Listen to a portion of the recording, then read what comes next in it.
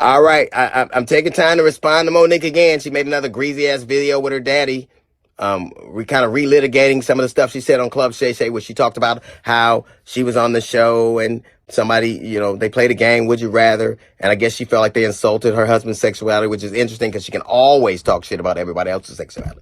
But I guess her husband's sacrosanct. He's off limits. But a hit dog will bark unless his mouth is full. But she talked about, well, she didn't actually call her lawyer. Who the fuck would be afraid of your lawyer? Your lawyer, you mean the lawyer that did your contract? The lawyer from the firm of Negro from Ghetto Got Him and Gone, that lawyer? Who the fuck afraid of him? He couldn't get your name right on the ticket. He gonna get it right on a legal document. It didn't happen because we decided it shouldn't happen. You didn't need to, because we respect people. We don't have to do things for clicks. They took it off because you asked me to, because I respected you at the time. You also talked about how I disrespect you on so many platforms. But you have this impeccable memory where you can tell to the degree, well, who did what to you and why and what happened, where you were. But you can't pull up one time on any platform that I said anything about you at all, because you know you're lying. You got that piece of paper and that big ass memory, but you can't pull one up. My biggest mistake is saying yes to you. I should have said no when you you couldn't come on my radio show. I should have said no that I wasn't playing those dates with you. As a matter of fact, almost anybody who says yes to you at some point is in this milieu with you. Almost anybody. So I would suggest anybody out there, you can say yes to drugs, but say no to Monique. You talked about how my children, families are off limits. They weren't when you were running across Vegas. The stage in Detroit. They weren't when you talking shit on social media. When you got your ass whipped and your tickets dropped, then they became off limits.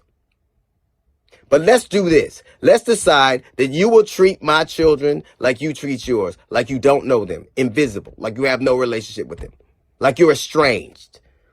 You're unfamiliar, like you don't know them. You also intimated that I was coward. You know what I'd never do?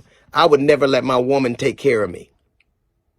I would never let my woman get evicted from her apartment. I would never let my woman has to ask another man for money. I'd never do that.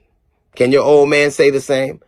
He loves you. Of course, he got to say that. You claim him on your taxes. He's a dependent.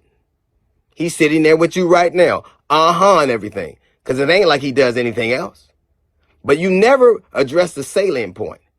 I said that if you spent as much time writing your Netflix special as you did arguing about getting it, it wouldn't have been trash. It was. I didn't say it. I defy anybody out there. Stop listening to me. Watch it. Read the reviews. Read the reviews. You begged for something. You made valid points that women are underpaid, that they're not valued. That's absolutely right. So you would think that when you got a chance to do something that you would argue for, you'd be up for the challenge, but you shit the bed because you never are ready for it, because all you ever do is complain about what you don't have. You're never ready for the moment because you're always living in the past. I said it. If you spend half of your time doing as opposed to talking about who didn't do for you and what they did for you, you'd be a lot further along. You wouldn't be evicted. You wouldn't be working for your man. You wouldn't be asking other comics for money. So you got all the ingredients. Take that piece of paper that you're running down the list with, and that pen that you got, and that daddy sitting next to you, and do what you can't do what you never do. Write a fucking joke.